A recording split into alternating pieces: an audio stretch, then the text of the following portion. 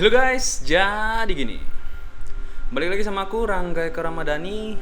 Dan pada video kali ini aku ingin membagikan sedikit cara pemasangan sebuah air cooler dari ID Cooling, yaitu SE224 RGB. Soalnya pada video reviewnya itu ada yang nanyain tuh, gimana sih cara pemasangannya, mungkin pada bingung cara pemasangan kabelnya mungkin ya, kabel RGB ya. Jadi pada video kali ini aku akan memberikan sedikit tips bagaimana cara memasangnya. Sebelum videonya dimulai, buat teman-teman semua yang suka hal-hal berbau teknologi, kalian bisa subscribe channel ini dan nyalakan notifikasinya agar kalian tidak ketinggalan video baru dari channel ini. Oke, gak usah berlama-lama, mari kita mulai videonya. Kali ini aku akan berbagi cara pemasangan ID Cooling SE224 RGB pada soket AM4-nya AMD ya. Karena rig PC-ku ya cuma ini, tapi buat teman-teman pengguna soket yang lain rata-rata akan sama kok cara pemasangannya. Pertama, pasang dulu motherboard kalian ke casing ya. Habis itu sediakan alat dan bahannya. Ini air coolernya. Dan di air cooler ini ada kabel lampu RGB-nya dengan tipe 4 pin 12 volt. Ini fan coolernya. Dan di fan ini terdapat dua kabel ya. Satu kabel untuk lampu RGB 4 pin 12 voltnya, satu lagi kabel CPU fan 4 pin PWM. Kalau ini besi soket untuk AMD-nya, support hingga AM4 ya. Terus ada juga kabel RGB splitter, RGB controller, dan pasta prosesor. Oh ya, untuk AMD kalian bisa memakai dudukan soket bawaan dari motherboardnya ya. Dan jangan lupa sediakan juga obeng. Oke, itu tadi adalah alat dan bahan yang diperlukan untuk memasangnya pada soket AM4. Sekarang mari kita pasang. Pasang soket besi ini ke heatsinknya. Jangan terbalik ya, nanti tidak pas ke soket dudukan motherboardnya. Pastikan kalian kunci bautnya dengan kuat. Kalau longgar akan berpengaruh tentunya ke performa. Setelah terpasang keduanya, kalian pastikan dulu dudukan bautnya ini sudah pas dengan dudukan soket motherboardnya. Setelah pas, jangan lupa kasih pasta prosesornya ya. Sekarang tinggal kalian pasangkan aja. Kalian kunci sampai terasa bautnya sudah mentok dan jangan sampai longgar. Nah, sekarang masuk ke bagian yang biasanya sering ditanyain, yaitu pemasangan kabel RGB-nya. ID Cooling SE224 RGB ini punya dua lampu RGB ya. Satu di kepala heatsinknya dan satu lagi di fan-nya.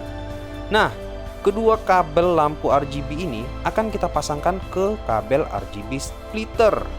RGB splitternya ini memiliki 4 slot kabel. Jadi kalian bisa memasangkan hingga 4 lampu RGB nantinya. Tapi kali ini aku hanya memasangkan 2 aja, karena emang bawaannya cuma ada 2 lampu RGB di produk ini. ID Cooling SE224 RGB ini memiliki tipe lampu RGB 4 pin 12 volt ya.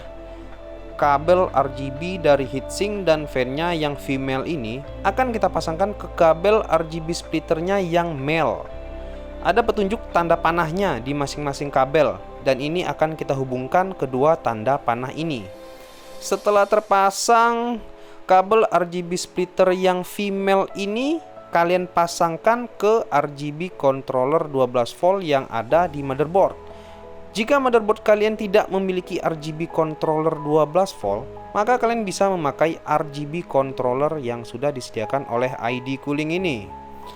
Nah, kalau kalian memakai RGB controller dari ID Cooling-nya, jangan lupa pasangkan kabel power SATA dari power supply kalian sebagai powernya.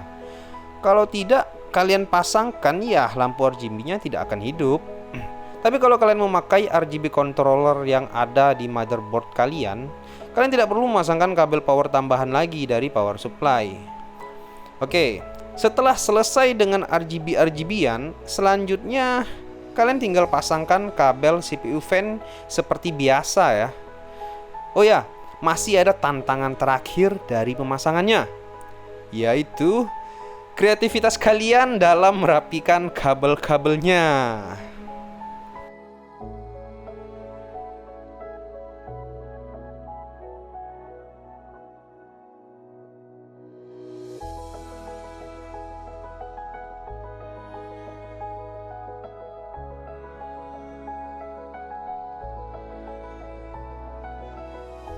Oke, itu tadi adalah cara pemasangan dari produknya ID Cooling ya, yaitu SE224 RGB.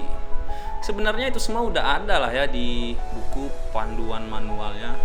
Tapi sebagian orang itu kadang lebih suka melihat dan mendengar. Makanya aku buatin video seperti ini. Bagian tersulit menurutku dari pemasangan air cooler ini adalah di manajemen kabelnya ya. Apalagi bagi teman-teman semua yang memiliki casing dengan kabel manajemen itu sempit, itu butuh kreativitas untuk menangani hal itu semua. Ya, jadi semoga video ini bisa berguna lah untuk teman-teman semua. Dan jika teman-teman semua berpikir video ini bermanfaat, berikan dukungan kalian untuk channel ini dengan cara subscribe channel ini ya. Terima kasih buat teman-teman semua yang sudah nonton video ini hingga akhir, dan terima kasih juga buat teman-teman semua yang sudah subscribe channel ini. Bye.